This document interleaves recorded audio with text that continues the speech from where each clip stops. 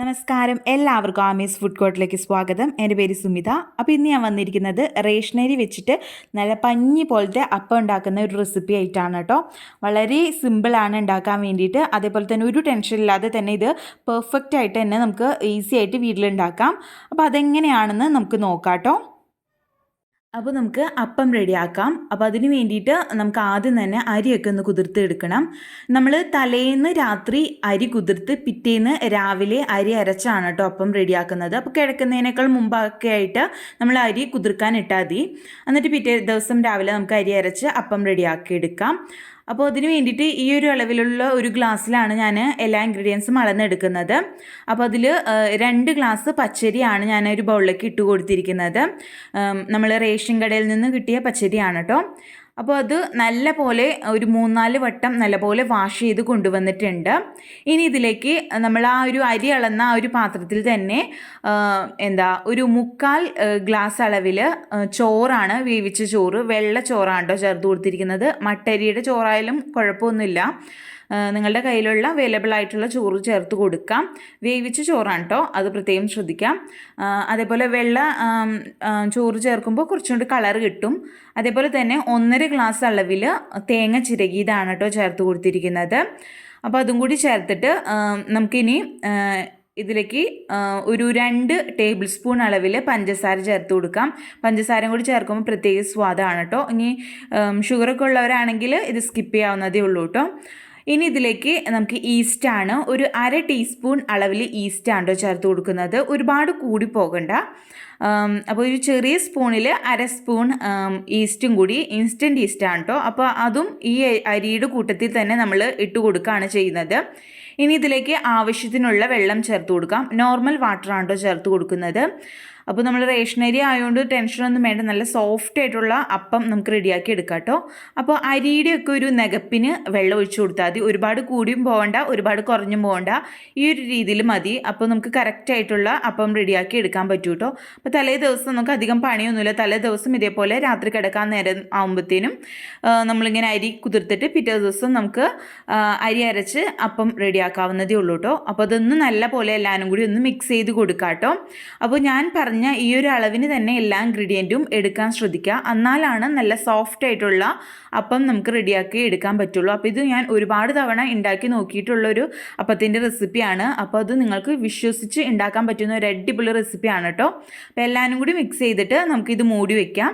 ഇനി പിറ്റേ ദിവസം രാവിലെ നമുക്കിത് അരച്ചെടുക്കാം കേട്ടോ. അപ്പോൾ ഇത് നമുക്ക് കുതിർക്കാൻ വേണ്ടിയിട്ട് മാറ്റി വയ്ക്കാം. അപ്പോൾ നമ്മൾ അരിയൊക്കെ കുതിർക്കാൻ വെച്ചിട്ട് പിറ്റേ ദിവസമായിട്ടുണ്ട്. നമുക്കതൊന്ന് തുറന്ന് നോക്കാം.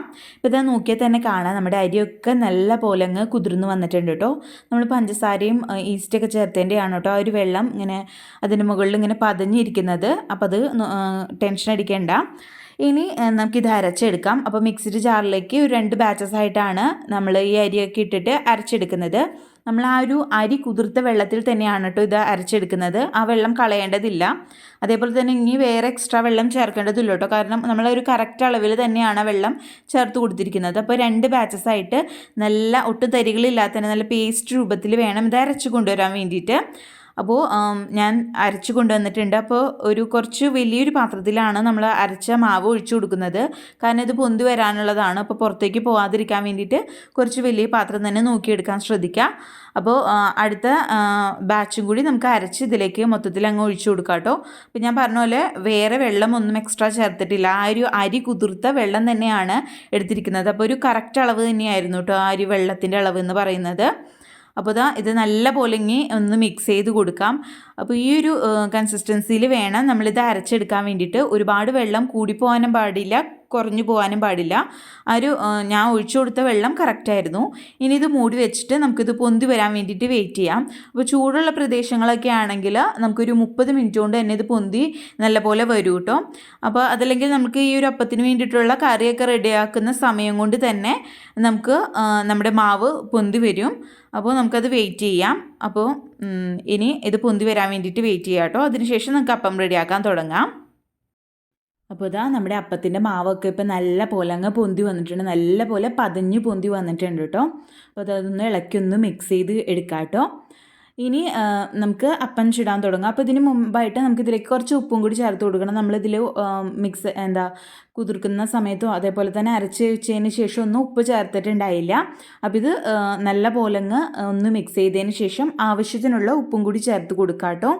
എന്നിട്ട് ഇതൊന്നും കൂടി മിക്സ് ചെയ്യാം. എന്നിട്ട് നമുക്ക് അപ്പം റെഡിയാക്കാൻ തുടങ്ങാം കേട്ടോ. അപ്പോൾ നോക്കിയാൽ തന്നെ കാണാം നല്ല സോഫ്റ്റായിട്ട് തന്നെയാണ്, നല്ല പോലെ പതഞ്ഞ് നമ്മുടെ അപ്പത്തിൻ്റെ മാവ് റെഡിയാക്കി ഇട്ടിട്ടുണ്ട്. അപ്പോൾ ഞാൻ പറഞ്ഞ ആ ഒരു ഇൻഗ്രീഡിയൻസ് ഒക്കെ ആ ഒരു അളവിൽ തന്നെ എടുക്കാൻ ശ്രദ്ധിക്കാം.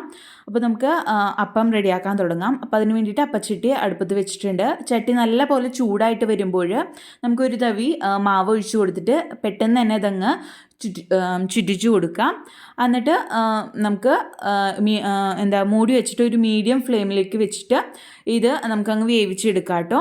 ഇതാ നമ്മുടെ അപ്പം ഇവിടെ റെഡി ആയിട്ടുണ്ട്. അപ്പോൾ ഹൈ ഫ്ലെയിമിൽ വെച്ചിട്ട് അപ്പച്ചട്ടി ഒന്ന് ചൂടാക്കിയതിന് ശേഷം മാവ് ഒഴിച്ചിട്ട് നമ്മൾ മീഡിയം ഫ്ലെയിമിൽ വെച്ചിട്ട് ഒന്ന് വേവിച്ചെടുത്താൽ മതി. അപ്പോഴത്തേന് നമുക്ക് നല്ല സോഫ്റ്റ് ആയിട്ടുള്ള അപ്പം റെഡിയാക്കാൻ പറ്റും കേട്ടോ. കണ്ടില്ലേ, ഇതേപോലെ തന്നെ ബാക്കി എല്ലാ അപ്പവും നമുക്ക് റെഡിയാക്കി എടുക്കാം.